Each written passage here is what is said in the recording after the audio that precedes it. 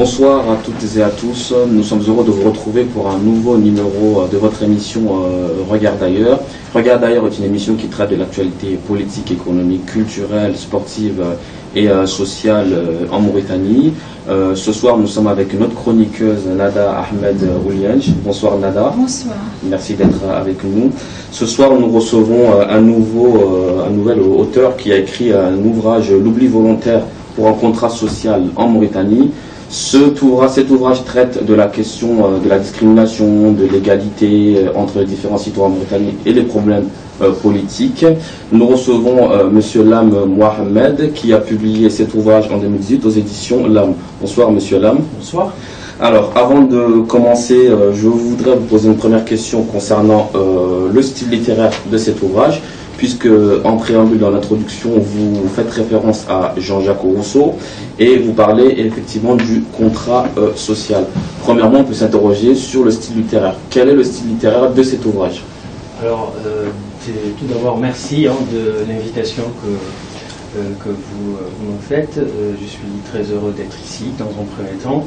Je souhaite une bonne année, bonne année 2019 pour commencer. C'est très important de commencer l'année, surtout en Mauritanie, avec une question aussi pertinente qui concerne en tout cas tout ce qui concerne la Mauritanie politique. Le style littéraire, moi j'ai fait sciences politiques. Et quand on regarde le style littéraire des philosophes politiques tels que Jean-Jacques Rousseau, ils écrivent en fonction de ce qu'ils ressentent vraiment. Donc voilà, c'est pas un style littéraire comme si on écrivait un roman, etc. Mais c'est vraiment un style sous forme de pamphlet. En fait, on va dire c'était un essai. Et ayant lu beaucoup Jean-Jacques Rousseau, j'ai adopté un peu non seulement le titre, une partie de son titre, mais une partie aussi de son style, qui à mon avis est extrêmement important quand on veut faire un travail d'essayiste. Nous invitons tous les auditeurs à lire cet ouvrage, à se faire eux-mêmes une idée sur le contenu du livre. Alors, pour attaquer, la première question que j'aimerais poser, elle est relative à votre introduction et à la place de l'islam dans la société mauritanienne. Puisqu'en lisant les premières pages de votre livre, vous faites une présentation de la société mauritanienne des Mauritaniens, on va dire comme un peuple fataliste, qui est pris en otage par la religion et qui n'arrive pas à prendre son destin entre ses mains. Au final, la conclusion que moi personnellement, la conclusion que je tire de la lecture de cette partie, c'est que la religion est un bouc émissaire. On va dire c'est la cause des malheurs des Mauritaniens. Est-ce que vous pourrez nous en dire plus, nous donner un peu plus d'explications? Oui, alors le problème est beaucoup plus complexe que cela. C'est assez simpliste de voir les choses de cette manière. Moi, je pense que, alors, en Mauritanie, la Mauritanie est une république islamique. On est tous musulmans et on s'attache profondément à notre religion. On doit même continuer à la défendre, à parler, défendre cette religion et continuer à respecter tous les principes et tous les préceptes que l'islam autorise. Je ne suis pas en train de dire qu'on est une société fataliste. La question est beaucoup plus profonde, car si on regarde aujourd'hui, la plupart des Mauritaniens, ou le Mauritanien d'une façon générale, se reporte, en tout cas, fait référence à l'islam dans tout ce qu'il fait.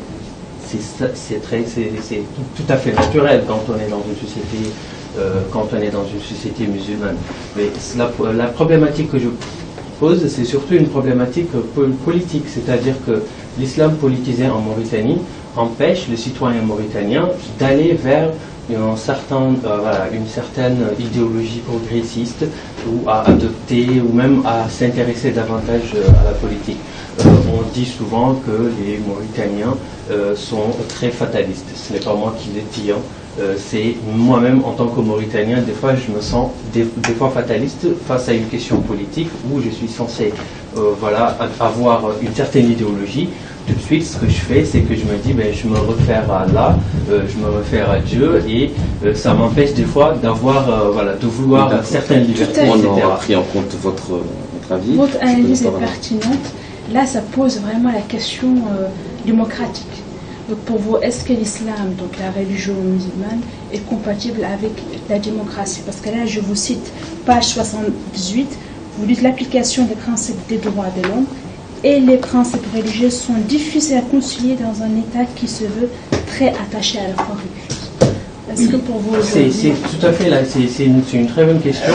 Hein. C'est la question de l'adéquation des principes de l'islam face à, voilà, dans un État démocratique. Est-ce que l'islam est compatible à la démocratie? C'est une vraie question, c'est une question qui a fait couler beaucoup d'encre, même en France, où voilà, il y a eu des débats et des débats là-dessus. Et aujourd'hui, moi, la conclusion, en tout cas, que j'en ai tirée, c'est c'est difficile de concilier, de respecter strictement l'islam et de respecter les principes de démocratie. Parce que dans une démocratie, un citoyen a le droit à certaines libertés. C'est-à-dire des libertés qui sont des libertés, franchement, une liberté de conscience, une liberté de... Vous voulez dire que la démocratie ne se limite pas au suffrage universel? La démocratie ne se limite pas à aller aux urnes et à voter. Quand on est musulman, on sait très bien qu'il y a des libertés qui sont autorisées dans un état de droit qui ne sont pas autorisées dans l'islam. Par exemple, la liberté de blasphémer, la liberté de choquer, la liberté de violer même, la liberté de culte, de donc changer. On peut dire que la Mauritanie n'est pas un pays démocratique. Alors, la Mauritanie n'est pas... Moi, je fais partie de ceux qui pensent que la démocratie, en tout cas, n'a pas encore eu toute sa forme en Mauritanie. Tout simplement parce qu'en Mauritanie, déjà, la démocratie en Afrique, d'une façon générale, c'est une problématique qu'il faut repositionner. Hein, parler de démocratie en Mauritanie, voilà, on peut avoir certains signes de démocratie, organiser les élections, demander au peuple d'aller voter.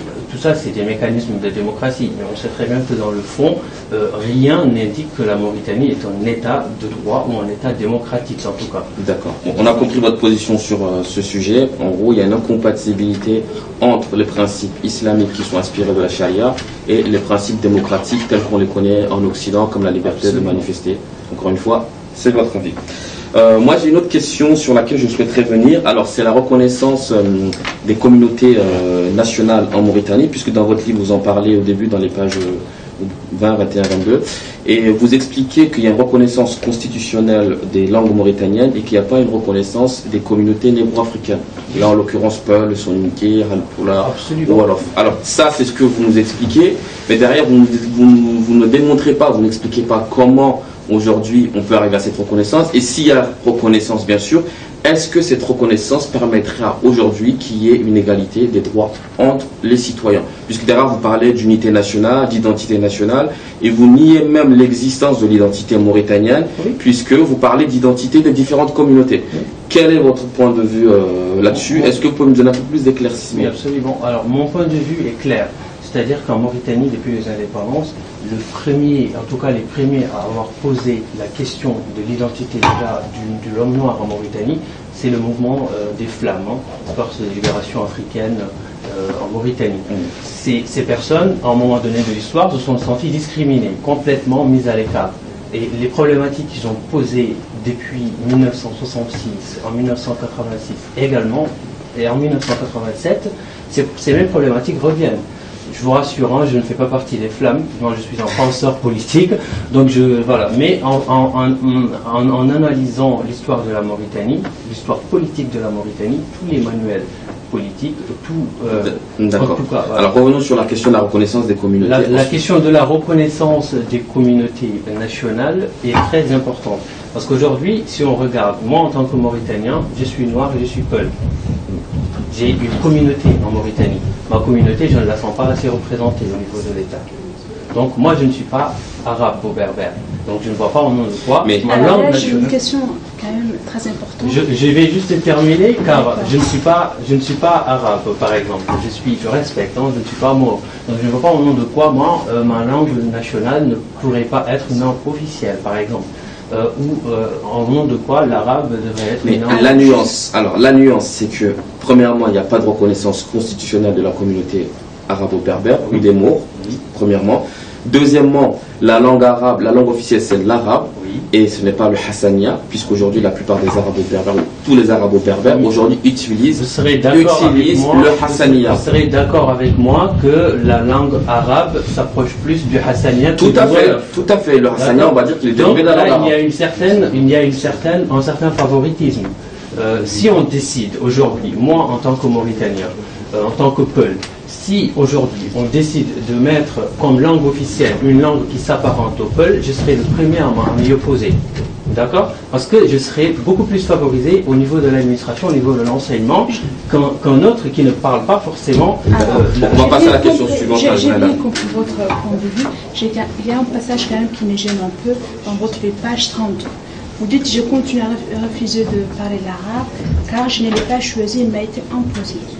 Mais pourquoi cette hostilité à l'égard de la communauté arabo-berbère? Comme on a l'impression on veut être colonisé. Alors non, absolument. Alors là, je pense que vous avez lu ce passage. Ça peut vous aider, ça peut vous servir par exemple pour promouvoir un projet républicain, contribuer à l'unité nationale. Moi j'ai appris l'arabe, j'ai grandi en Mauritanie comme vous, j'ai appris l'arabe toute ma vie. Cette langue ne m'a jamais servi à quoi que ce soit. Je n'ai pas critiqué la communauté arabe. Je n'ai pas critiqué la communauté maure de Mauritanie. Vous avez critiqué la langue arabe. Voilà, et cette problématique, je ne suis pas le premier à la soulever. Je viens de vous dire tout à l'heure, je viens de vous faire un repère historique, la question de la langue nationale est une question fondamentale en Mauritanie. Donc, c'est une suite de problèmes. Je ne suis pas en train de vous dire que je suis contre les Maures ou etc. Ma femme est arabe, hein, donc je ne vais pas rentrer dans ces détails ou rentrer dans ce piège à dire que oui, je critique la langue arabe, je ne critique pas les Arabes, je critique le français, je ne critique pas les Français. Ce que je dis, c'est ceci. Quand on impose une langue à des personnes, on leur impose une civilisation, on leur impose une façon de voir les choses. Je ne suis pas arabe, je ne vois pas en nom de quoi. Là, je recuse cette langue, c'est-à-dire je repousse, je refuse, j'ai refusé à un moment donné dans ma scolarité d'apprendre l'arabe. Tout simplement parce que cette langue, je ne m'identifie pas. Mais là, ça n'empêche pas de promouvoir l'unité nationale. Je suis pour qu'on intègre toutes les langues nationales dans l'enseignement. On a compris vos avis. On va passer à la question suivante, si vous permettez. Moi, j'ai une autre question à vous poser. Elle concerne l'esclavage en Mauritanie. Oui. C'est un sujet qui fait couler beaucoup d'encre depuis 3-4 décennies en Mauritanie, puisqu'aujourd'hui, le chef d'État nie l'existence de l'esclavage. Comme vous dites si bien dans votre livre, c'est une négation sans nom. Mais ce qui me choque un peu dans votre livre, c'est que vous faites une comparaison entre la féodalité et le système traditionnaliste qui existe dans les communautés négro-africaines, ainsi que avec plutôt l'esclavage des Aharatin. Sauf que moi, ce n'est pas, pour moi, à mon sens, ce n'est pas la même chose, puisque les Aharatin, c'est vraiment de l'esclavage pur et dur. Oui. L'esclavage, comme vous le savez, je ne vous l'apprends pas, juridiquement, un esclave, c'est une chose, oui. Ce n'est pas un être humain. Alors que chez les communautés négro-africaines, on parle plus de culture, de tradition, d'entraide. Voilà, on peut parler de cette question, mais moi, je ne vois pas pourquoi vous faites une comparaison entre deux choses qui n'ont rien à voir. Alors, c'est deux choses qui n'ont rien à voir pour vous, mais pas pour moi. C'est-à-dire que moi, je ne fais aucune comparaison. Heureusement. Je ne fais aucune comparaison concernant l'esclavage subi par les Hartines et ce qui se passe dans les communautés Peul, Wolof, Soninké, etc. Pour moi, c'est une forme d'assujettissement. C'est-à-dire, on essaye tout simplement de dire qu'il y a dans une communauté des personnes qui sont supérieures à d'autres. Après, bien sûr, il y a une question de priorité. On peut hiérarchiser les sanctions. Les sanctions, pas les castes, mais les sanctions. C'est-à-dire que l'esclavage subi par les Farnines, c'est un esclave. Moi, je lutte contre ça. C'est sûr et certain. Mais ce qui est le plus important aujourd'hui, en tout cas en Mauritanie, c'est de dire qu'au lieu de hiérarchiser les différentes pratiques, il faut hiérarchiser peut-être les sanctions. Je m'explique. Hiérarchiser les sanctions, c'est ceci. On ne peut pas, par exemple, condamner quelqu'un qui a un jam, ou un machulo chez lui. Hein. C'est, comme vous dites, de la féodalité. Mais dans les lois mauritaniennes, il est complètement interdit aujourd'hui l'esclavage, c'est un crime, hein, c'est un crime contre l'humanité. On sait très bien que voilà, c'est dans les lois, mais l'application n'est pas claire et nette. Hein. En tout cas, voilà, moi j'essaye tout simplement de dire ceci. Pour une meilleure sanction, il faut considérer toutes ces actions, toutes ces pratiques. Nous notons. En parlant du contrat social en Mauritanie, vous dénoncez de manière répétitive la discrimination que subissent les Noirs en Mauritanie. Et à un moment, vous conditionnez en fait la réconciliation entre les Arabes ou Berbères et les Noirs mauritaniens par la reconnaissance des crimes commis par certains militaires. Oui. Pourquoi? Est-ce que vous pouvez nous expliquer? Alors, aujourd'hui, moi, si vous regardez bien l'oubli volontaire, moi, c'est un titre qui m'inspire de la loi de 1993. Une loi qui a décidé tout simplement de paralyser toute poursuite judiciaire des victimes et des familles de victimes. Cette question, et plus la question des événements Ravenel, où il y a eu énormément de Noirs, des centaines de milliers de Noirs mauritaniens déportés au Sénégal, déportés au Mali, parce qu'ils n'étaient pas considérés comme des Mauritaniens. Ces personnes-là, tant que ces questions n'ont pas été résolues, pour moi, on ne peut pas fonder une unité nationale, on ne peut pas régler certaines questions. C'est l'État qui doit régler ce problème. C'est l'État. Est-ce que l'État existe en Mauritanie aujourd'hui? Est-ce que l'État existe en Mauritanie? En État, c'est-à-dire république, au sens de Platon, par exemple. Oui, alors déjà, moi je ne vois pas les sociétés mauritaniennes, les États africains d'une façon générale, moi je ne les vois pas, c'est-à-dire je n'essaye pas de calquer l'État conçu en Europe ou l'État tel qu'il a été inventé en Occident, ou l'État, vous parlez d'Aristote ou de Platon, ce n'est pas les mêmes réalités, ce ne sont pas les mêmes réalités. En Mauritanie, nous avons d'autres réalités, nous avons nous-mêmes forgé notre façon de voir l'État. Mais l'État ne résout pas ces questions parce que l'État n'a aucune volonté de les résoudre. Nous avons vu. Mais qui va résoudre ces problèmes? Ces questions qui va les résoudre, eh bien, il faut changer de système politique parce que si vous regardez. Il faut un État alors pour régler ces problèmes. Alors, si vous parlez, je vais rebondir. Parce que je ne comprends pas. Il y a une vision paradoxale puisque vous dites qu'il faut une réconciliation. Alors, je vais. Mais qui doit prendre en charge cette réconciliation? Si l'État n'existe pas, où l'État est fait, ce sont des hommes politiques tribalistes qui tiennent le système. Donc ça, c'est compliqué aujourd'hui.